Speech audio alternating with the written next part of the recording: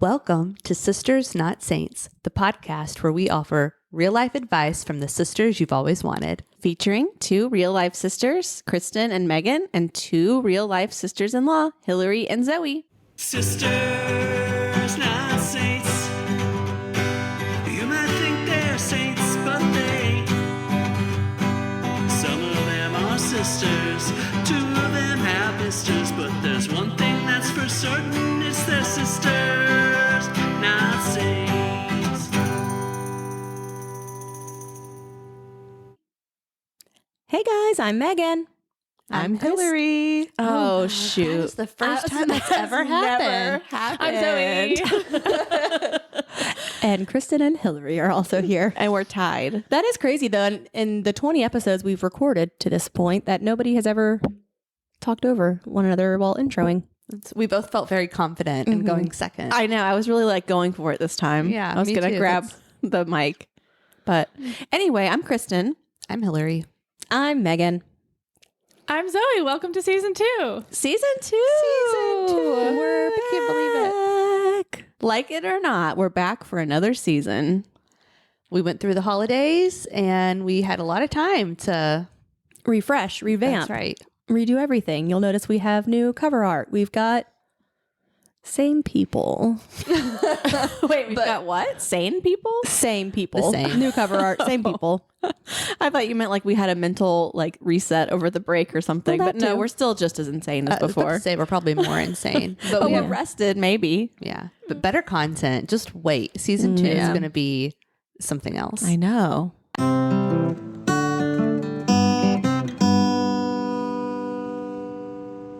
I learned about something funny over break that I wanted to Where? get y'all's opinion on at a holiday party. Someone was actually talking to me about our podcast, and they said, I know the funniest thing you should talk about. And I said, okay, give it to me. I love when people throw out suggestions because I want to hear I what do their too. idea of Yeah. something funny is. Our parents do this sometimes, and I'm like, that would never be I've podcast gotten worthy. one as well. Somebody said we should talk about. Really? All right. So what'd you get, Megan? Okay, so she said that her teenage daughter, I believe she's 17, they all have an app on their phone where they track their pooping habits. And they share photographs. No, they do not. They share details. They share how often they're going. No. They share photos of the bathroom they're going in. That's fun. They share. I know. I did think that. I I like was that aspect of it. yeah, like if you go to a cool, fun hotel bathroom or something. But pictures of the actual poop. Why? Wait, yeah, why? I think I would unfriend someone for this.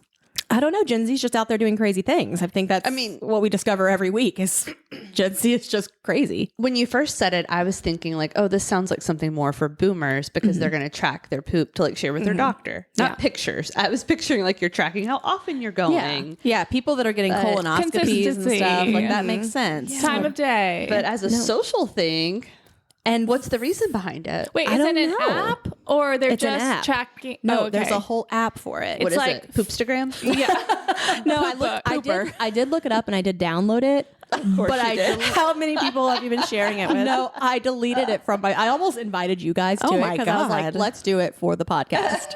Is there public profile? No, not that I Okay. was able to see. Maybe Like you there could look is. at Jennifer Aniston's poop.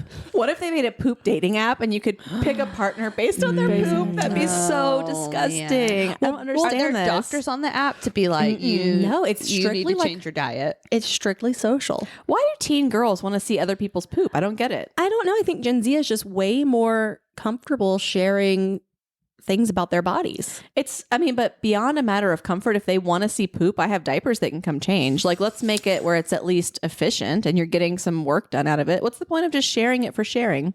I think they're just, I don't know. I would love to know. I had a male friend in high school. You guys met him last night. I won't say who it is, but he used to send That Okay, so now we know. that process of elimination, we know. He used to send photos of his really interesting poops if they came out as a snake or Like to you. Oh my God, he made our to pizza a last group. night. It was mostly to his guy friends, but sometimes I would get in the mix of that, and Oh my it's burned in my God. memory. He's so ahead of his time. Yeah, that's what I was going to say. So true. you have done this, Zoe. Kind of. I didn't send photos back. But you've participated. Yeah, I guess so. Wow. And you guys were committed to this because back then images cost money to send. Yeah. No, I don't think they cost money at that Zoe's time. younger than us. But still, It was probably like maybe a free limit. photos because it was like Razor phones, right? Well, and it was probably Or like maybe it was free after 9 AOL p.m. or something. No, it was definitely like senior year. It was 2005. So phones, Okay. I'm not sure. So weird. That's I get strange. the bathrooms. Zoe and I send pictures of cool bathrooms to each I other. like cool bathrooms. Yeah. Like that could be fun. But that's all I need I don't to see. need to see your poop. No. I feel like I see plenty. If Hillary one day sent you just a photograph of... Yeah. I mean, if she needed me to look at something because she's worried about her health, I would do it, but I'm not asking for pics.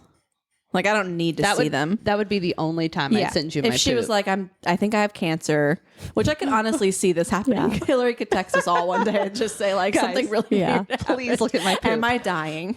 And we would all look and say, no, you're not dying. Not today. But no, I mean, I don't need to see more of them. Not for fun, not for pleasure. All right, well, take that off my list. Yeah. Wow.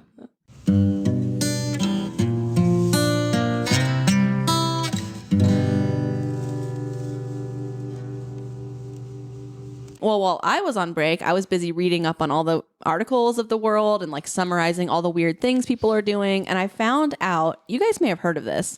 People are now having this little gumball sized piece of fat removed from their cheeks right below their jawlines. I thought it was called buccal fat removal. It's spelled Buccal, but it's actually pronounced buccal fat. And so it's like the size of a gumball. They go in and make an incision inside your cheeks and they remove that little like marble sized piece of fat. So it kind of sucks in your cheeks and makes you look slimmer. And I guess the inspiration was Gigi and Bella Hadid. They naturally kind of have that like sucked in chiseled look, They naturally have it. Naturally. So now people are spending money to have it done. But what everyone is warning about is that people are having it done in their 20s when you have like a nice fresh face and everyone has like baby cheeks. And then when you're like in your 30s and 40s, you start losing it right here and you become more hollow and gaunt. So they're like, wait, hold up. Like little babies, don't do this yet because you need that little piece of marble fat right there. Yeah. You're going to hollow out and it's going to look like you're just looking But can't they just inject skeleton like? But can't they just inject something back in? They say yes, but it's never quite the same. So they kind of think about equating it to the structure of a house. If you take out a beam that supports the wrong part of like a living room, your living room collapses. Same thing here. It's like part of the structure of your face. And so now there's this like revenge of the chubby cheeked hotties. It's like Toddies with a T? no hotties. Oh, hotties. I thought you said toddies too. Yeah, so they're trying to make a comeback. Like, wait a second, like cherub cheeks are cute and and like you don't need to get rid of that little piece of fat because you're perfect the way you are. Oh man, the things that Yeah. Like the trend with plastic surgery is so wild. and I guess that's the other thing. Like they're saying don't follow the trends because what's in today is not going to be in tomorrow. Yeah. And so if you're chasing the trend and going under the knife for these things, then you're just going to end up constantly under the knife. Yeah. Well, it's true because next year that'll be out and you're going to want chubby cheeks because the next model has cherub cheeks. Exactly. Yep. And I've seen pictures and I don't know that it always looks totally natural. I haven't gonna seen have to look I haven't it seen up. a photo of it. I You should actually saw see. a video this morning of like 10 actresses their before and after. And it From was buccal fat? Yeah. Really? And I don't know who knows if these people actually had it, but it did have that like really like gaunt look. And it wasn't that they had lost weight in their face. It was just right under your cheek. So, and it was showing the before and after like immediately. And it went through all these actresses and I was like, oh. Yeah. And how the did it only look? one that's admitted to it is Chrissy Teigen. Oh, she was She one of them admitted that was to on it. this video. Okay. And she's confirmed. She said she had it done and she's really happy with it. Well, but she is old enough, I feel like, where she kind of knows the structure of her face and she could take that risk. Well, and she does have a very round, chubby cheek face. Yeah. It's such a beautiful face. I was gonna say, But but not I mean, that there's that's- anything wrong with it. But I mean, I could see where she would look at herself and be like, because her face is a lot more round than a lot of people's. Yeah, but I feel like that holds up so much better to aging. I don't know. I just would it worry. does, but it does make you look younger. Like, and a lot of people don't want that. One thing they say is that weight loss has no impact on this whatsoever. So no matter how much weight you lose, like the structure of your face is just the structure of your face. So some people just don't like it. You wouldn't think that removing a marble-sized piece of fat would make that big of a difference. I know. If you see the pictures, though, it really is I'm noticeable. going to look now. I hope we're not encouraging people. I know. Just if you're do young, what you want, but Yeah, do but what you also want. do what makes you happy. But if you're young, just consider that in your 30s and 40s, you're going to start hollowing out. Yeah, but also, do we now sound like boomers that are like, no, don't go get Botox? Yeah, You this can't- is how they talked about Yeah, Botox. you can't inject Is it? botulism into your face. That's crazy. I think do what makes you feel happy, but just consider that, we're all now in our 30s and approaching 40 and your face does thin out a little bit. That's true. My grandma, who has had a full facelift, when I said I got Botox, was like, no, don't ever get that again. It's going to kill you. It's going to poison you and you're Yeah. going to die. And I'm like, you had knives slice up your face. Yeah. Botox really does scare the older generation. Yeah. No judgment. Just, consider. I mean, it is poison being put in our faces. I mean, I do it, but I can see feel why great about scares it. people. Yeah, I get At it. least with Botox, it is temporary. It is temporary. And also, I feel like they've been doing it so long now. We know it's safe. It's okay. Guys, Ish. I don't know. Actually, this makes me think of something else. I just saw an article in all my reading during the break where a woman had facial fillers put in and she hadn't had it done in 4 years, but she had to go have an MRI done. And all of those fillers were still all in her face. Like this, they did a measurement and it was basically like 4 years worth of filler still in her face. But that's filler, not Botox. It is different. Filler, you have to go in with hyaluronic acid and dissolve it. true. It But I stays think forever. they were all Does it? surprised that it was still Yeah. so prominent. Because I think don't it's supposed to know, wear though. off, Oh, because your body can metabolize break it. some of it Yeah. down. Yeah. But Like, some I guess- people's doesn't. Yeah, I guess some people, they don't break it down. I mean, I guess that's the dream. Lucky them. Right. Mm-hmm. You don't have to every But 6 then months it can go. start moving, and that's when Yeah. you get the weird lips and Yeah, things it can migrate, shifting yeah. around. Yeah. Oh God. So I don't know what the things takeaway- we do to try to look up to date with these trends. I know. I went this week and I had to get my lashes tinted because I have like stark blonde lashes. And my eyes are also so sensitive. So every time I get this done, like I leave with like bloodshot eyes and my eyes just dripping. I'm like, why do I do this? Wait, why do you do this? For those that don't know, Megan had eye surgery recently and she's had a lot of problems. Maybe it's the things you're doing to your eyebrows and your eyelashes. Yeah, I've had my lashes tinted a couple times, and it is quite. I mean, it's like. it just stings. Well, and I assume you get tinted and lifted. Sometimes I do. I get them lifted. I haven't been lately though. Okay, because I was going to say that's really strong. It's like perming your eyelashes. Yeah. Yeah, because of all the eye issues I'm having, I have to put drops in a lot, and it's like messing up my lashes. So I haven't been getting them lifted. So just trying to be responsible. Okay, You know so me. I saw something on the internet a couple weeks ago. How'd you spend your break? What'd you find? On the internet. What do you go on the internet and find? And it's made me really nervous since only because I don't want to be nervous. no, not in a bad way. Okay, but like people who say that they don't wash their hair once a week, like, and I tried that and I didn't shower for a week because I didn't understand that y'all were all putting shower caps on. No. You don't put a shower cap on? I just Then put my how- hair up. Sometimes I do, but I usually I put it up with a headband. Okay, well, I've only tried it a couple times and it didn't work, and I didn't understand how people were only getting their hair blown out once a week. This is a funny story about Zoe. I laugh about it sometimes. You just stop showering. Well, 'cause, okay, just some people didn't learn hygiene the right way, which is what this video said. I don't know. Poor Zoe. Okay, so this video was a man, and he said, "Here's some hygiene tips," and this was just for people who didn't learn hygiene. And one of them was use a new washcloth every day.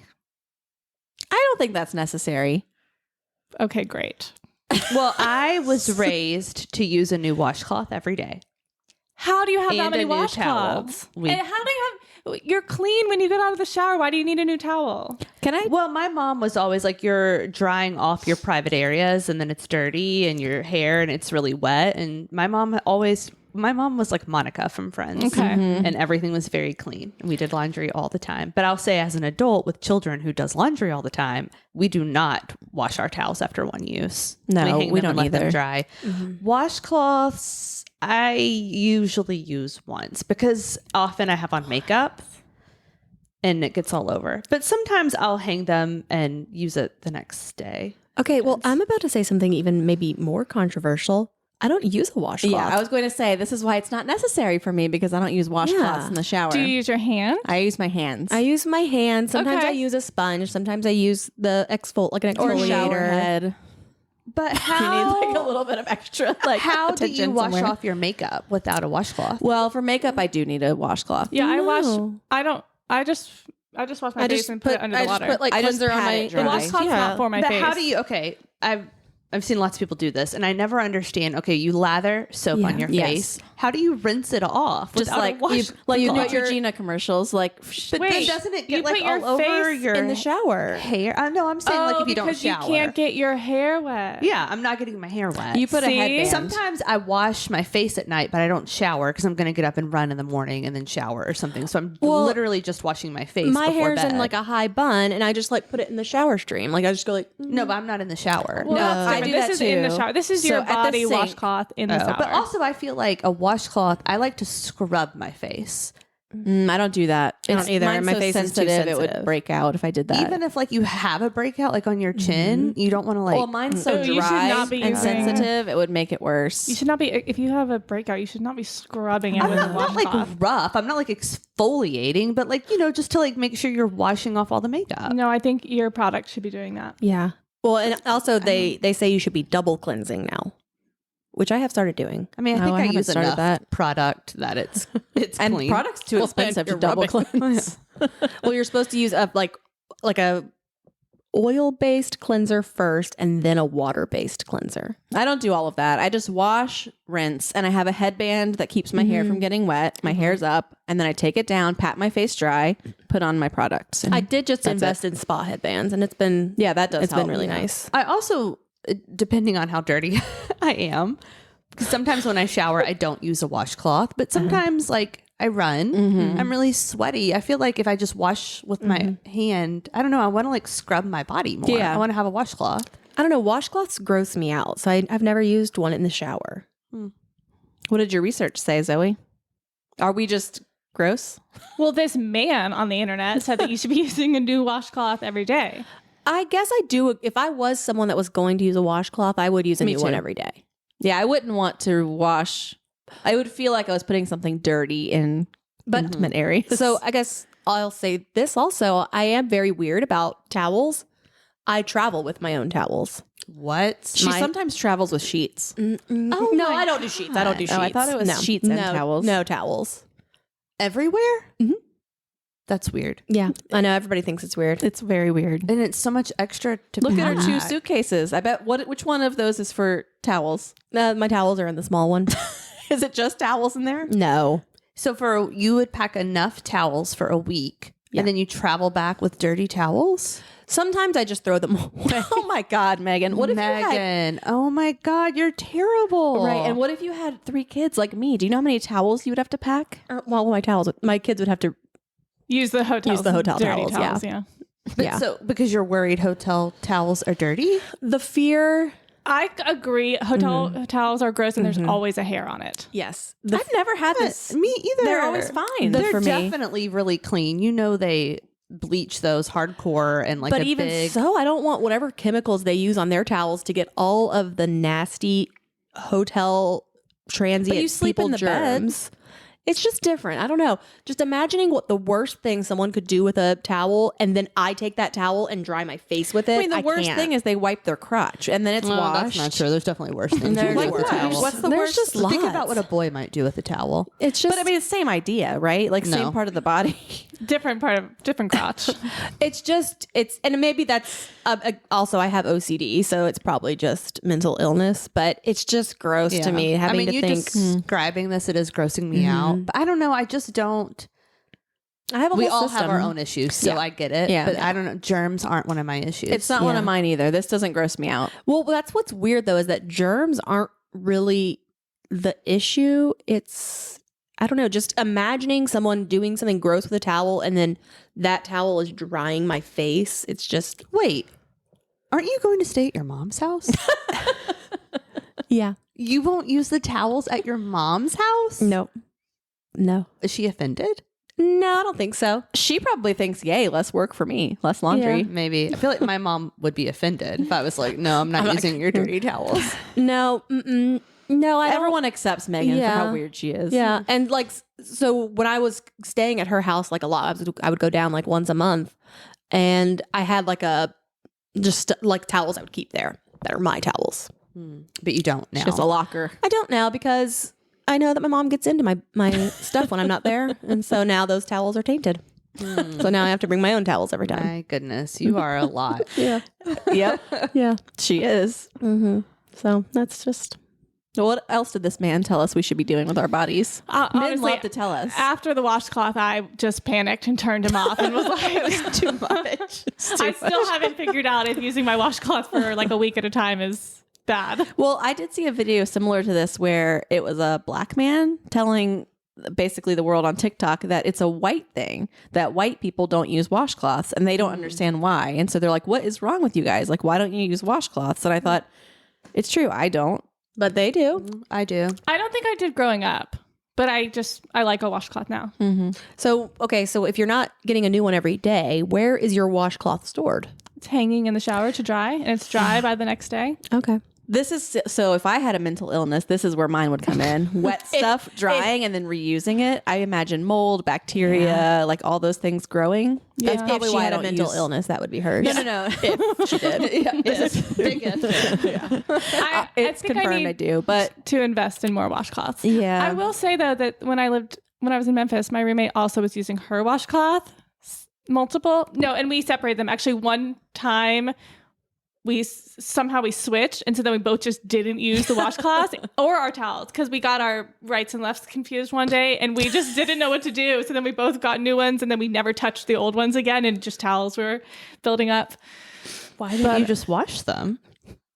Because every morning it was like, oh, I don't know which towel to grab, and it just was like became a thing for a couple my days when gosh. I was there. I could never share a shower with somebody where you're both reusing washcloths, and I'm just trusting that they've never accidentally used mine. Well, And trusting that they know their rights and lefts. Well, we talked about it the first time, but then when I came back, that's when it got confusing. But I'm going to invest in more washcloths, I think. But also, where do you stand on like a loofah?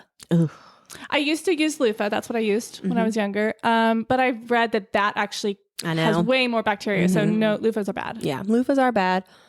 I don't like the way they feel when you I wash don't with either. them. Not a fan. Yeah. Yeah. What about, did y'all watch How I Met Your Mother? Oh, of course. In the episode where they find out everyone's been using the same toothbrush No, but for yeah, I like remember years that. and no one. That's Megan's worst nightmare. Yeah, that's happened to me and Peter before. That's On a trip, hilarious. we both had a travel toothbrush, and it turned out we had the same travel toothbrush. That's and we really had just funny. both been using. Yeah. So when Kristen and I both go down and visit our mom and stay at her house, Kristen with her whole family of 5 and then me, we all share one bathroom there. And I don't know if you've ever noticed, but like I don't leave anything in the bathroom. Like I go into the bathroom, I get ready, and all of my stuff goes back into my bedroom with me. I don't leave my toothbrush in there. I don't leave anything I don't know in if there. you've noticed, but sometimes I open the door and I have to grab stuff Yes, from your I do. bags. Yeah, I know. Like a hair tie Like her or toothbrush. something. Yeah. Never a toothbrush, but I find your stuff. Yeah. No, I know. I just don't want like James or one of the boys to accidentally grab my toothbrush and use it. They wouldn't. But you know what I'm bad about in traveling is I never have enough deodorant somehow. And so I always on trips end up having to borrow it from James or my little sister. And I'm like, hey, somehow it happened again. I either didn't pack it or I'm out. And so I have to like wear James's or my little sister's. And luckily neither of them care. I never borrow yours. I've had the exact same problem so many times. I don't know what it is about that I forget to pack my deodorant. and yeah, have I to never use time Peter's. it right. Ever. And I don't usually tell him. And at some point during the day, he's like, why do you smell like me? Yeah, that's happened to us before too. Like, what's that smell? Yeah. What I've started doing, I just keep like a bag of toiletries packed all the time. I do too. But some things I don't have two of, which is why I would forget my deodorant. And you never know you need deodorant until you're almost out. Like it's like you're pushing up that last little rung and you're like, oh my God, I'm almost out. No, that doesn't happen to me because whenever I take my backup one, I buy another one. Interesting. Okay. So we did can't all be nothing. Megan. We did. That is true. We did nothing productive over the break. It sounds like we just did more of what we always do, which is observing people. And you're welcome. And you're welcome. Okay, should we move on to questions? Yeah. I think we should.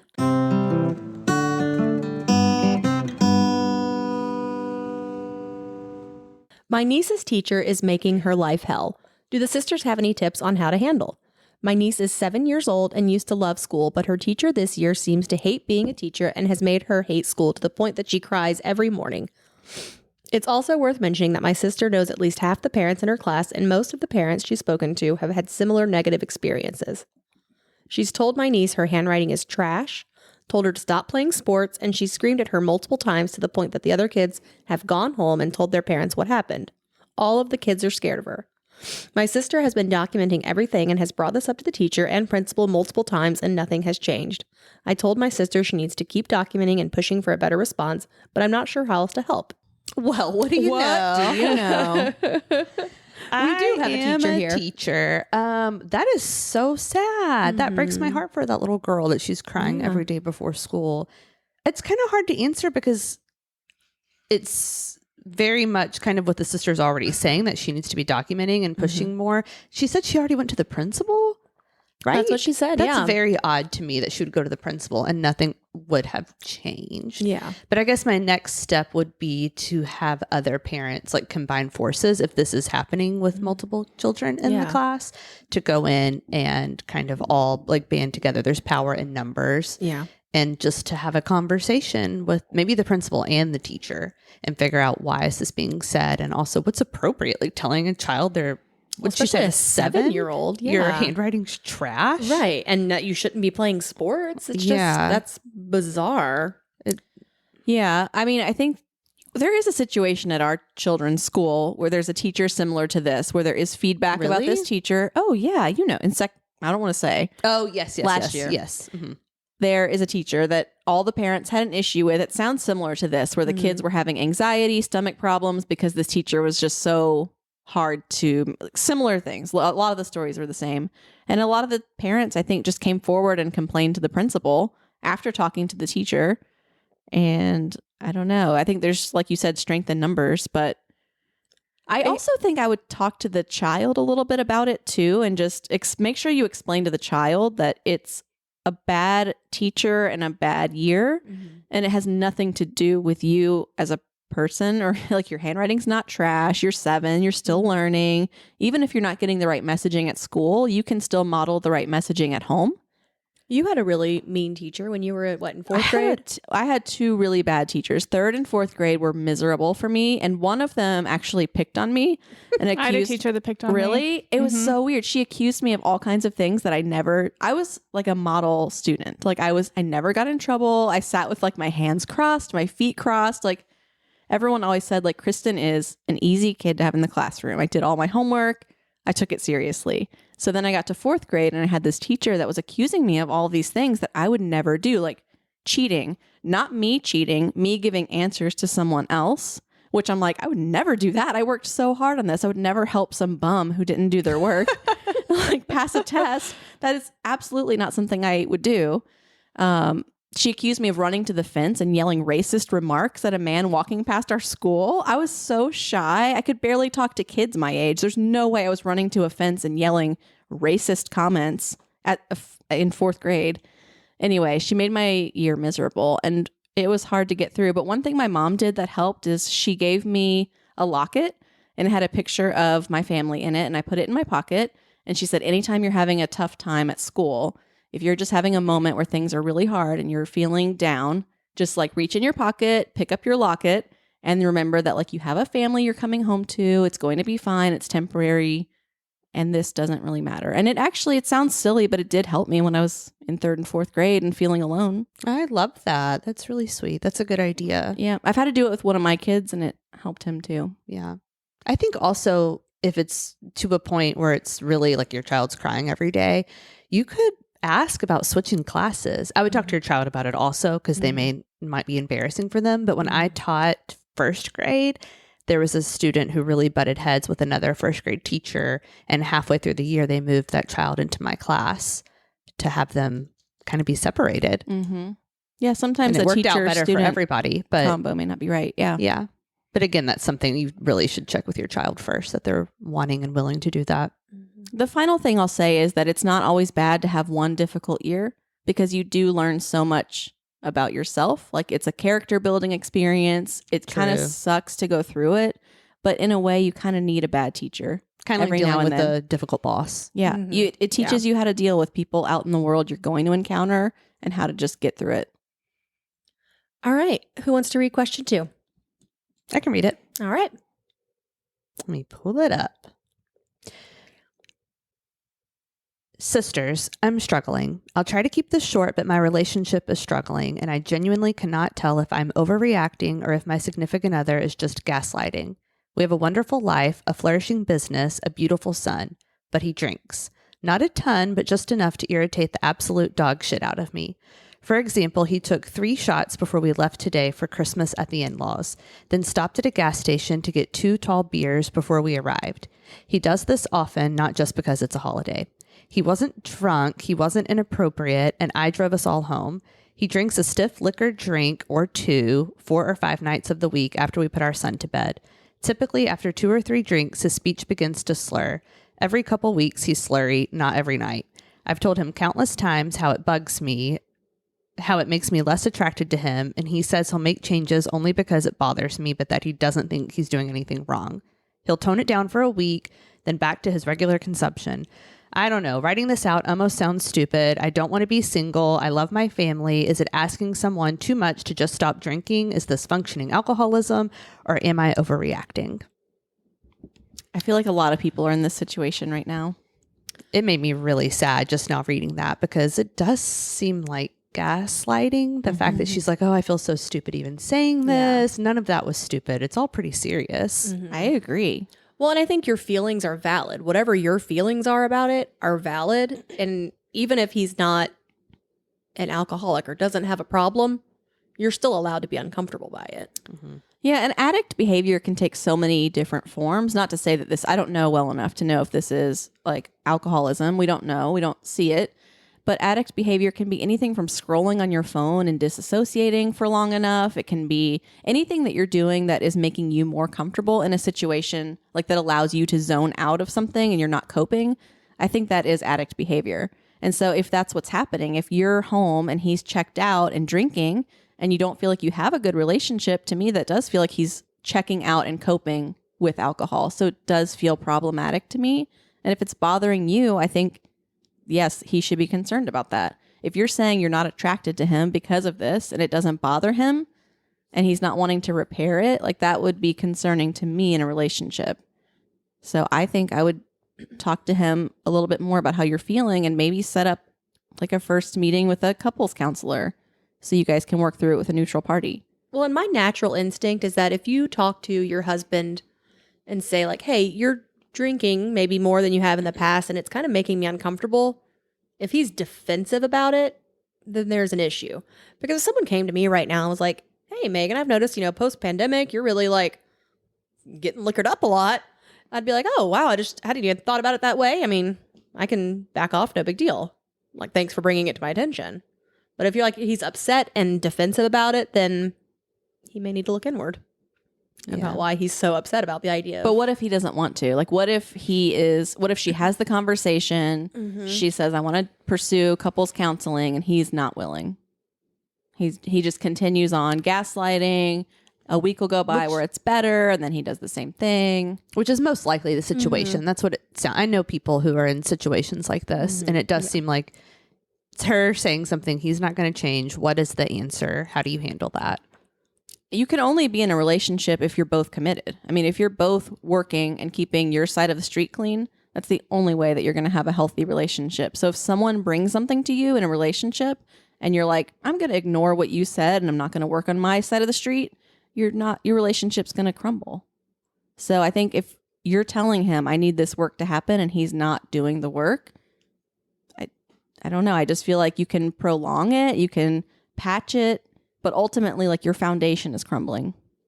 I do feel like a really serious conversation is needed with serious boundaries. To me, it was such a red flag that he's drinking before going to the family event and stopping to get more. It's not like he was just drinking at the family event with people. It's alone and beforehand. Obviously, he was like trying to that's how he was coping Yeah. with his anxiety about going to this event. That's big red flag. Yeah. Definitely. Good luck. These situations are hard, but I think getting someone on your team and recognizing that your feelings are okay to feel and voice is the first step. And maybe going into it knowing he's going to be defensive. Yeah. Just be prepared. Mm-hmm.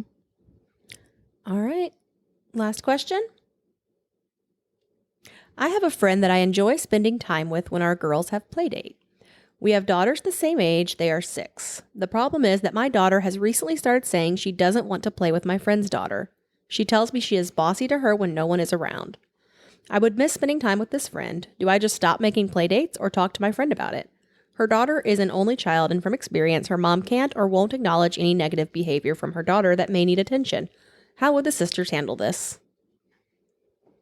All right, Hillary, is it just you and me that feel like we can answer this one? Or do you guys have any like experience from childhood? Well, I think just as being the child, Like, did this 7-year-old ever happen to you as Of kids? course, your parents bring friends over and you have to hang out with them. It's fine. Yeah. You spend 2 hours and you don't have to be their friend. They're not in your school, but like Right. that didn't affect my life in any way that I had to hang out with people I didn't want to. Obviously, unless this girl's like really mean and Yeah.